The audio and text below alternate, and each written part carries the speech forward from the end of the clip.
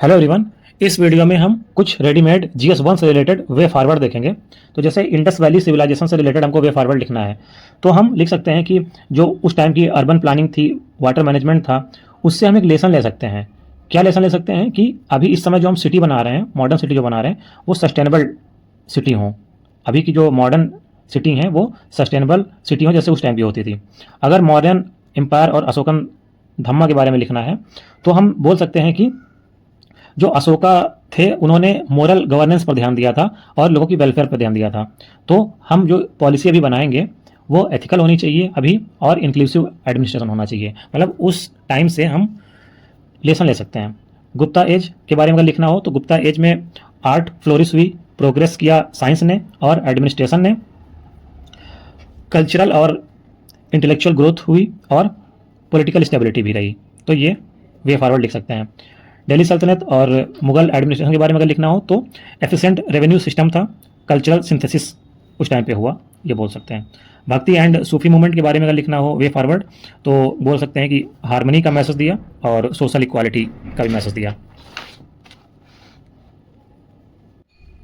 ऐसे ही अगर classical dance के बारे में लिखना है वे फॉरवर्ड तो इसमें लिख सकते हैं कि इंस्टीट्यूशंस को स्ट्रेंथन किया जाए, जैसे कि संगीत नाटक एकेडमी है उसको स्ट्रेंथन किया जाए, और जो क्लासिकल डांसर हैं उनको प्लेटफॉर्म प्रोवाइड किया जाए जिससे कि वो अपने वाइडर उनकी रीच हो सके और ऑडियंस तक पहुंच सकें।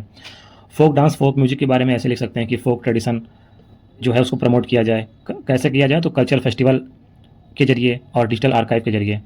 इस तरह से स्कल्पचर ट्रेडिशन के बारे में अगर वे फॉरवर्ड लिखना है तो इसको भी लिख सकते हैं। इसके बारे में लिख सकते हैं कि जो म्यूजियम फैसिलिटी है उसको बेटर किया जाए, एंटी ट्रैफिकिंग मेजर्स उठाए जाएँ।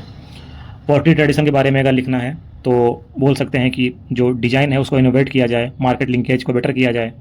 कोल्ड वार तो वर्ल्ड मल्टीपोलर होना चाहिए, डायलॉग और कोऑपरेशन की हेल्प लेनी चाहिए। कॉलोनियलिज्म और इंपीरियलिज्म के बारे में अगर बोलना है लिखना है तो हमें लिखना पड़ेगा कि इक्वल और रिस्पेक्टफुल पार्टनरशिप होना चाहिए एक दूसरे के बीच में, म्यूचुअल बेनिफिट ऑफर करना चाहिए एक कंट्री से दूसरे कंट्री को।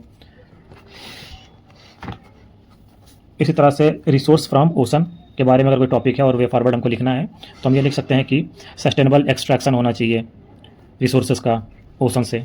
अर्ली वार्निंग सिस्टम के बारे में लिखना है तो मोबाइल अलर्ट और लोकल नेटवर्क स्ट्रेंथन होने चाहिए जिससे कि जो कोस्टल पर लोग रहते हैं, जो विलेज हैं, उनको पहले इन्फॉर्मेशन पहुंच जाए, टाइमली इन्फॉर्मेशन पहुंच जाए और वो पहले वहाँ से इवैक्यूएट कर दें एरिया। एंशियंट इंडियन आर्किटेक्चरल और टेम्पल स्टाइल के बारे में अगर लिखना है तो ये लिख सकते हैं कि कंजर्वेशन ऑफ टेम्पल आर्किटेक्चर को प्रमोट किया जाए, मतलब कि टेम्पल आर्किटेक्चर को प्रमोट किया जाए, इनकी कंजर्वेशन को प्रमोट किया जाए, और ancient monuments and archaeological site act को और ज़्यादा स्ट्रेंथन किया जाए। फिर इंडो इस्लामिक आर्किटेक्चर के बारे में अगर लिखना हो तो ये लिख सकते हैं कि इसको रिस्टोर किया जाए और मेंटेन किया जाए, कम्युनिटी के साथ मिलके कम्युनिटी पार्टिसिपेशन होना चाहिए। ऐसे ही modern and post independence architecture के बारे में लिख सकते हैं। इसी तरह से एफॉरेस्टेशन एंड सोशल फॉरेस्ट्री के बारे में भी लिख सकते हैं कि मियावाकी मेथड को एक्सपेंड किया जाए, एग्रो फॉरेस्ट्री को एक्सपेंड किया जाए। डिफॉरेस्टेशन के बारे में अगर हमको वे फॉरवर्ड लिखना है तो बोल सकते हैं कि फॉरेस्ट कंजर्वेशन एक्ट को स्ट्रेंथन किया जाए। इस तरह से सॉइल इरोजन और कंजर्वेशन के बारे में अगर बोलना है तो बोल सकते हैं कि वाटर सेट मैनेजमेंट और एग्रो फॉरेस्ट्री को प्रमोट किया जाए, जैसा कि national mission for sustainable agriculture में बोला गया था।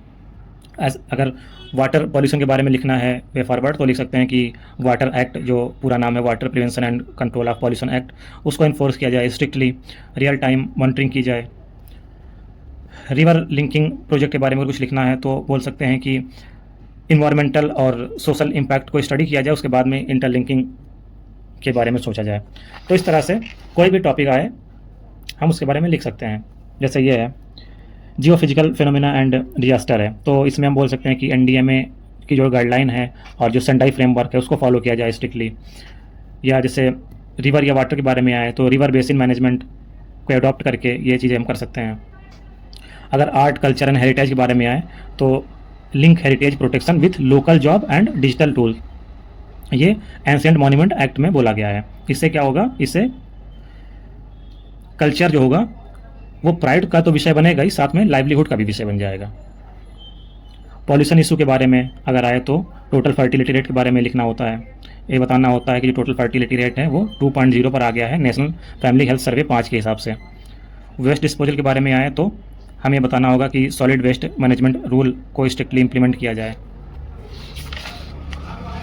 इसी तरह से अगर कोई टॉपिक है वुमेन और जेंडर से रिलेटेड तो PLFS 2023 की रिपोर्ट के बारे में लिखना है। Female labour force participation rate के बारे में लिखना है।